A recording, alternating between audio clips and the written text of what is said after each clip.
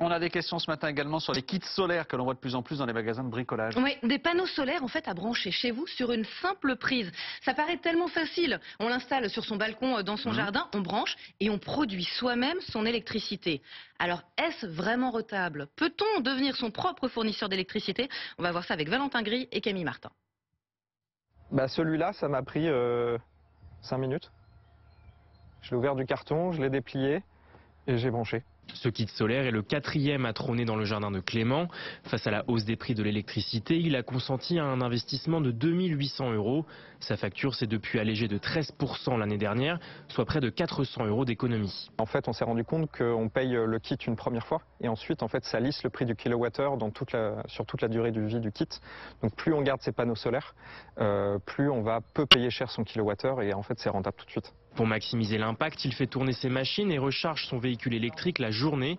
Il peut surveiller sa production via une application offerte par BIM Énergie, une marque nantaise pionnière du marché.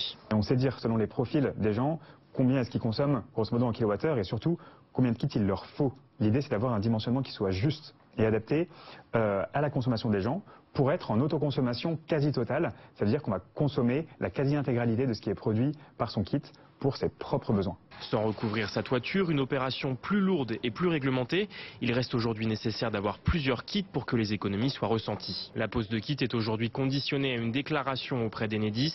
Si les panneaux sont situés en hauteur, une autorisation de la mairie sera également exigée. Valentin, on vous retrouve parce que ça nous intrigue quand même. J'en veux. Ça coûte, mais voilà, est-ce que vraiment vous en voulez? Vous allez voir. C'est 700 € environ pièce. Ça vaut le coup pour qui en fait? C'est ceux qui ont une petite maison dans le sud? Pas forcément. Nous, on est allé tourner à Nantes, voilà, sans faire insulte à personne. C'est pas la région la plus exposée en termes d'ensoleillement. Ce qui compte pour les panneaux, c'est la lumière, pas forcément la chaleur. Donc, le fait d'être en maison dans le sud n'est pas forcément la meilleure option. Vous pouvez aussi être simplement n'importe où, à partir du moment où il y a du soleil. Ce qui va compter, effectivement, c'est qu'en été, on va évidemment produire beaucoup plus. En hiver, évidemment, beaucoup moins. La question de la rentabilité, en fait, elle dépend de deux choses qu'il faut savoir. C'est que d'une part, ce retour, il est relativement marginal. Ce que vous allez produire, c'est pour vous. Et on parle du talon de consommation. En gros, c'est ce que vous produisez chez vous, ce que vous consommez sans vous en rendre compte. C'est-à-dire le congélateur, le frigo, la télé en veille, le téléphone chargé, ça, votre panneau va pouvoir l'absorber, c'est quelques pourcentages. Et donc, du coup, c'est pas grand-chose sur la facture. Mais là, le client qu'on est allé voir, il avait 4 kits, donc c'est déjà une installation assez importante.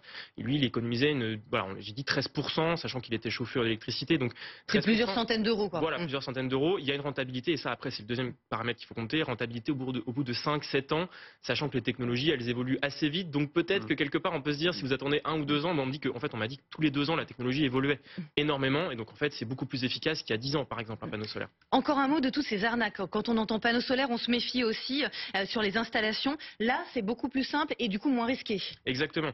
Ce qui est intéressant, c'est qu'il y a des entreprises françaises qui sont positionnées sur le secteur, alors qu'en fait, on ne produit pas de panneaux solaires en France depuis très longtemps. Tout est en Chine. Là, les entreprises qu'on a vues, c'est des startups, du coup, qui ont le contrôle qualité. Donc, elles s'assurent que le kit, il est de qualité, qu'on va vous livrer, qu'il ne sera pas défectueux. Donc, allez voir ces entreprises-là plutôt que d'acheter sur Internet, par exemple, des kits dont vous ne connaisseriez pas la marque, par exemple. Donc, il faudrait vraiment aller vers une entreprise qui va pouvoir contrôler, vous garantir sur une certaine période. Surtout, et on en a parlé, c'est une installation qui est moins lourde, en fait. C'est pas la toiture où vous devez débourser 20 000 € avec l'emprunt à taux variable, avec toutes les possibilités. Et toutes les autorisations. Exactement, moins d'autorisation. Je disais là, il suffit de brancher. Faut brancher après avoir déclaré à Enedis pour dire en gros, vous inquiétez pas, il y a de l'électricité qui est produite. Qui va arriver. Voilà, c'est moi, il n'y a pas de problème.